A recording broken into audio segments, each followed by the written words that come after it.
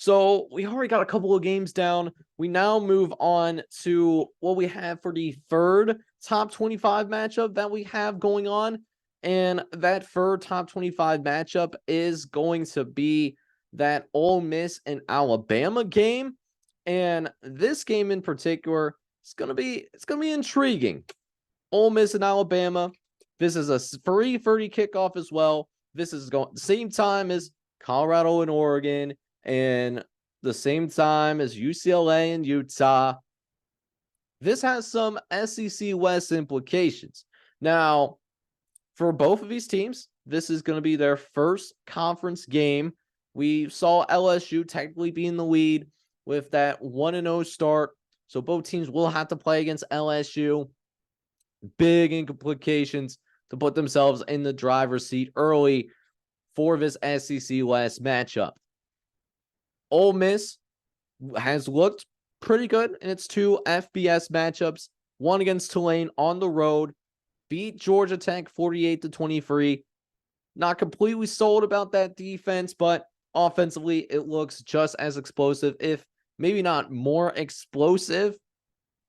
But Alabama's kind of singing a different tune, kind of off to that slow start that we're not used to a Nick Saban team doing, right? So Nick Saban, his team, last 2 weeks, they lost to Texas at home. And that was a game where it's an upset, but it's not a massive surprise, right? The massive surprise for Alabama was they only beat Southern Florida by 2 touchdowns, and that they only managed to put 17 points against an American Conference team that is probably not going to compete for the American Conference Championship. We got to keep it real there. I don't see USF going very far within American Conference action. No offense to any USF fans. They've gone back to Milroe, and while Milroe does have his flaws, I do think that he is the best quarterback for the job for the Alabama Crimson Tide. I never believed that Tyler Buchner was the guy. They also gave Ty Simpson a shot, and Ty Simpson, 6 of 10, 78 yards or on the season. He went 5 for 9, 73 yards. Just didn't look that efficient with this offense. Had negative yards rushing too, and a rushing touchdown, of course. So they go back to Jalen Milroe. I think Jalen Milroe is certainly that guy. And the one thing about Jalen Milroe is that he does have that dual threat capability. Last year, he averaged 8 yards a carry when he got a chance to carry the football, ended up with 206 free yards and a touchdown. So when he didn't have his opportunities last year, he did do a fantastic job of running the ball. So I do think that now that Jalen Milroe is back as the starting quarterback, perhaps for the rest of the season as well, I do think Alabama does look better on the offensive side of the ball than what we saw last week.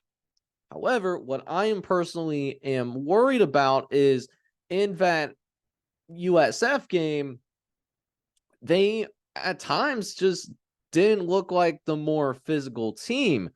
I mean, yes, they had more rushing yards than USF, but it really wasn't that different. Alabama had 200 rushing yards, while Southern Florida had 177. It wasn't pretty. It wasn't a pretty day for the Alabama offense. They have to make sure that they aren't one-dimensional.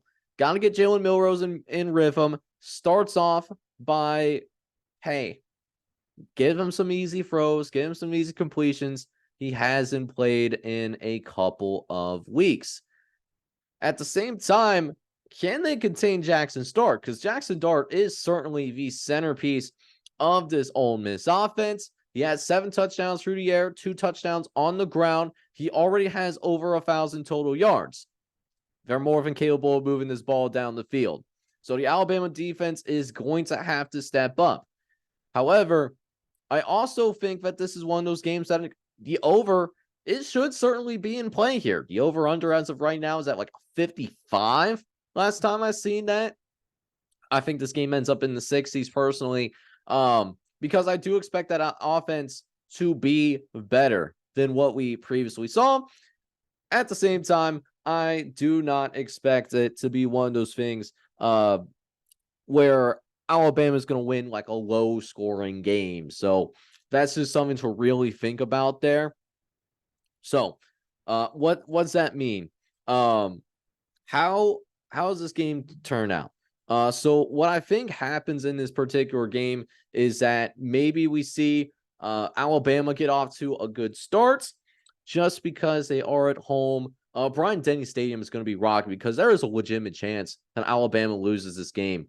We already see it reflected in the line.